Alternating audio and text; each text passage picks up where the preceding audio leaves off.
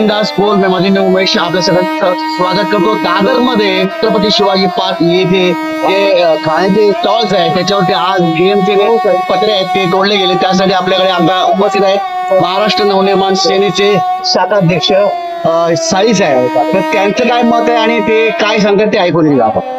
आता मी इथे घरी जात असताना इकडे पाहिलं की इकडे टिक फ्रँकी आणि मोएनपिक फ्रँकीचं दुकान आहे। त्यांना 1 फूट पत्रा त्यांचा बाहेर आलेला म्हणून त्यावरती कारवाई केली।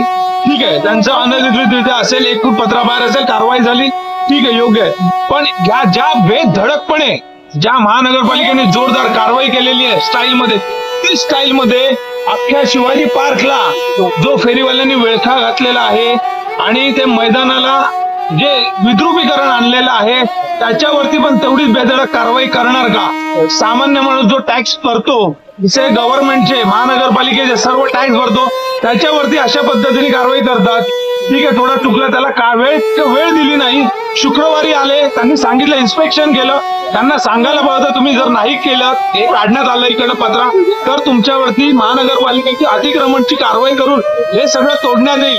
अशी देखील एक माणुसकी म्हणून त्यांना जी समज द्यायला पाहिजे होती ती समज न देता डिरेक्टली इकडे जेसीबी घेऊन आली, जेसीबीच्या साह्याने तोडण्यात आलं। हे कितपत योग्य आहे? हे जर एखाद्या सामान्य माणसाच्या कुठेतरी मनाला दुखवणारी गोष्ट आहे आणि अशा गोष्टी जर महानगरपालिकेकडनं होत असेल तर खूप म्हणजे बोलत ना एकदम वाईट कृत्य करण्यात येते महानगरपालिकेकडनं। याचा निषेध आम्ही दर्शवत आहोत। जय हिंद, जय महाराष्ट्र।